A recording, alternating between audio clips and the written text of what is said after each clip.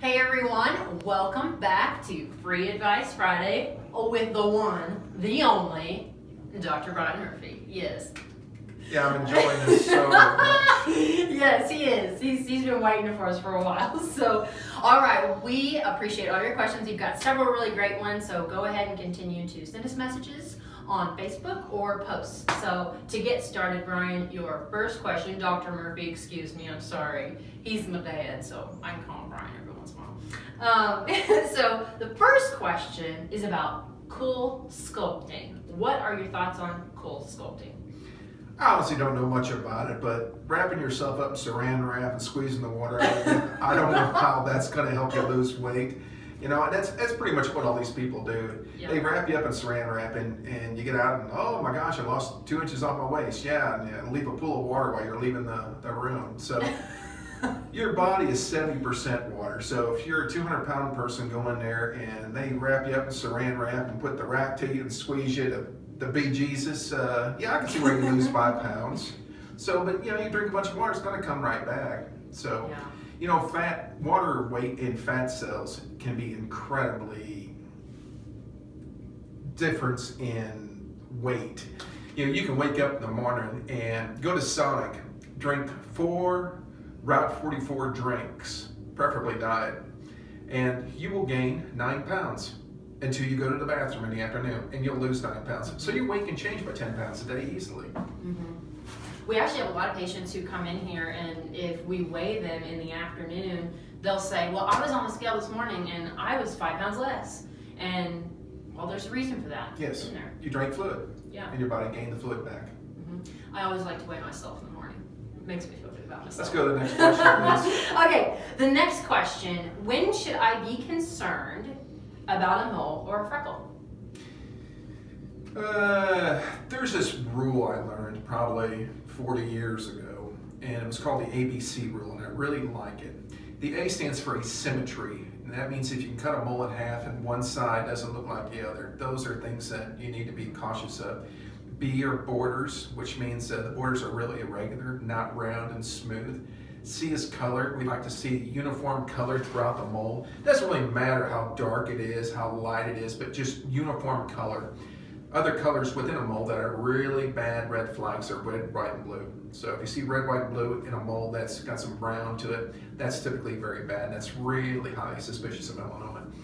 And D is diameter, and anything bigger than a pencil head eraser is a problem. Most important thing about moles, if they're changing or growing, have them looked at by a doctor, preferably a dermatologist. I mean, no offense to emergency room physicians, but they don't know a rash from Crisco when it comes to rashes or moles. So see an internal medicine doctor, family practice doc, or a dermatologist. Now, if they had something like that and they came in and saw you and asked you about it, it'd be fine, but you'd probably refer them then to a dermatologist? Well, yeah, a dermatologist or a plastic surgeon. Because, you know, they have to be really kind of carefully biopsied, so you know exactly, you know, if it is a cancerous event, you know, exactly where it's going, how bad it is. You want to make sure you get a good biopsy out of it too. So that's really kind of a special thing, and I personally would want to do it. Mm-hmm. Okay. All right. Okay. Ready? The next question is about cryotherapy. What do you think about it? Do you think it's effective? And then also the second part of that question is working out in the cold. Is that also more effective than working out in the heat? And you touched on this, I think, last week, but I thought it'd be good to splice them together. Cryotherapy, using cold to help people lose weight. Yeah. I don't think that's really such a good idea. I mean, you know, I don't know, we're wrapping people up in cold and stuff. I mean, will it burn more calories? The answer is yes. More importantly, why don't you go for a real brisk walk, especially outside today when it's 10 degrees. I mean, you're going to burn a lot of calories just staying warm. But bundle up, don't freeze to death, don't do this stupid stuff. Okay. And I think you should work out in the cold. Yeah, unless you got underlying heart conditions, breathing conditions that, you know, would be somewhat bad for that. So other than that, I don't have a problem working in the cold. Okay, great. The next question is about sleep apnea and weight loss. I know you've talked about it before, and if people have some issues with that, how losing weight can maybe affect that in a positive way. Yeah, let me explain that a little bit. Sleep apnea, we're going to use snoring as the same thing. And this is what your body does when you gain weight. When you gain weight everywhere, including in your neck, which surrounds your trachea, and on your chest. So you have an extra weight on your chest. When you sleep, and specifically when you enter what's called deep sleep or REM sleep, rapid eye movement sleep, that's when you're dreaming at night.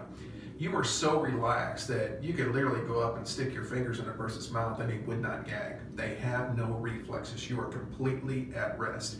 And so what you're doing is you're relying on your body's own autonomic function to breathe for you. Well, here's where the problem comes in.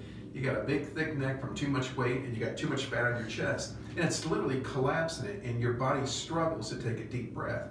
And so you develop what they call gradual hypoxia, or the oxygen in your bloodstream lowers down, lowers down, lowers down, and all of a sudden you start taking real deep breaths to help ventilate and get oxygen back to your bloodstream. So a lot of snoring and sleep apnea is what they call very cyclic. It happens for a few minutes, then you develop hypoxia, then you start breathing fast for a few minutes. But weight loss, if you remove all the weight off the chest and around the neck and around the trachea, typically eliminates the apnea and the snoring. I've had a lot of patients that came here, specifically their wives, and tell me, oh, thank God for helping him lose weight because now he doesn't snore at night.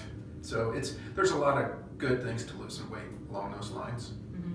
So if husband or wife at home, the other one, their spouse, is having some issues with snoring, they should probably give you a call, huh? Well, if they're overweight, there's other reasons why you can snore and not be overweight too as well. But certainly weight loss does contribute a lot to that. Okay, great. The next question. Why do some people come in and lose inches but not weight, or maybe lose weight but stay the same in inches? I know that we have a lot of weight loss patients who ask this question, especially recently. I've witnessed some of that. And there's some frustration there, but I think it's pretty common, right?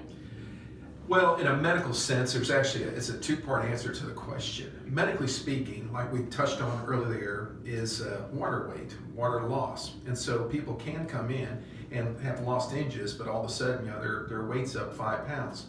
That's water weight. You drank a bunch of water this morning, you haven't peed it out yet, so your weight's going to be up. Other people come in and won't lose much weight, but lose a lot of inches. Okay, that's muscle mass. You've been working out, and your muscle weighs about 3 times as much as your fat cells do. So it all varies, which is why when you're at a place losing weight, you should always follow weights and measurements, and then you have to ask the questions, of what's the cause. And the second part of it is sometimes there's idiots that don't know how to measure people. Oh my gosh, I can't any believe names. That's not. Do not know where to place the measuring tape. Don't do it correctly, It's true, and it comes up as an abnormal result. So Okay. that's the second part. And also, sometimes if a woman comes in and she's menstruating, sometimes you retain a lot of that time as well, right? Absolutely, and that could be a 10-pound water gain right there. Yeah. Okay. I guess you should always check for cankles. Yeah, cankles. Cankles. Yeah. Yeah. Well, and on the measurement thing, we'll talk about that another time. Wasn't my fault. Anyway, okay. The next question. What are your thoughts on a keto diet? That's the low carb, moderate protein, high fat diet. We're talking Atkins diet, and anybody that's tried this, what you need to do is ask them, how much weight did you lose in the first week? And they always say this to me, and I said, well, I lost about 10 pounds the first week. My second question is, were you in the bathroom quite a bit? Yeah, it seemed like every 10 minutes I had to go pee. And the reason why is your body does not need water to metabolize protein and fat. You need it for carbohydrate. So when these people go off carbohydrates and they're consuming nothing but protein and fat, your body senses a total body water, excess of fluid. So you start peeing out 10 pounds. So here's my question to them. We know a pound of fat on a human body is roughly 3,000 calories, but like I said in earlier interviews, it's not really 3,000, it's 3,300, 3,600, but 3,000 is a good number to work with. And you lost 10 pounds? Do you really think you lost 30,000 calories the first week? I mean, that's really phenomenal, because if you divide that by 7 days, that means you're dropping, oh my gosh, you cannot only not eat anything, but you have to burn off 3,000 calories. So I guess you're spending the whole week not eating, and you're on a treadmill 24 hours a day. And if that didn't happen, guess what? You didn't lose 10 pounds of fat the first week. That was water. So that's just common sense stuff. As far as the keto diet goes, I don't know. You can read a lot of stuff on the internet about the safety of it. kind of messes with your cholesterols and your lipids and everything, and that's a whole other topic for a different discussion. But the interesting thing is, Dr. Atkins, who invented all this stuff, who passed away, I think about 10 years ago, he actually had heart attacks and congestive heart failure when he passed away. Yeah, so here was a guy that was following his own advice, and well, it didn't save from heart attacks and congestive heart failure. So, yeah.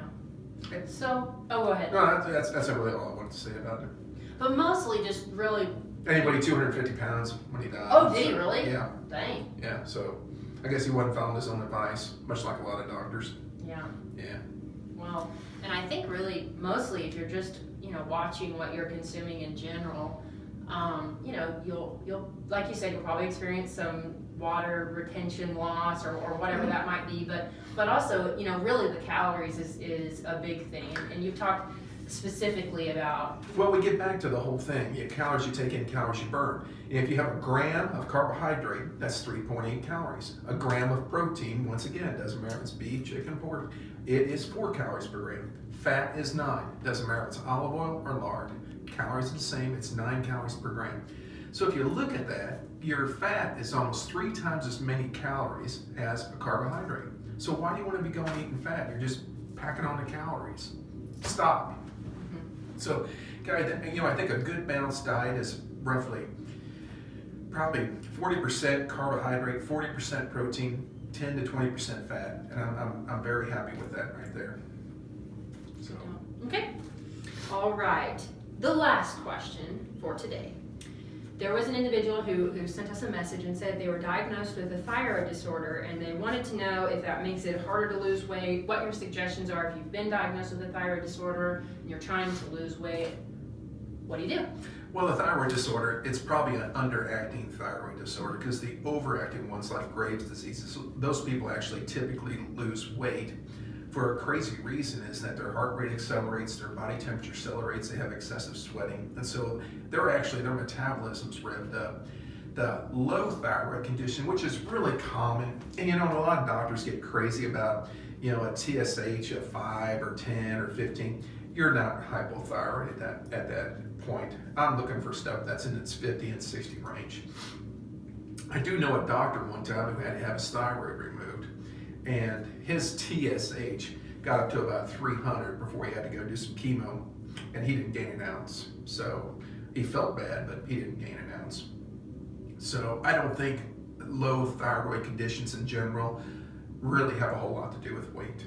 I think they do make you tired, it can make you depressed, make you fatigued, but overall, as far as slowing your metabolism down to promote weight loss or to keep your body from losing weight, the answer to that question is no. As a matter of fact, this guy he had a TSH of 1.5 million. This is when I was in residency 40 years ago. But he had a TSH of 1.5 million, which is almost unheard of.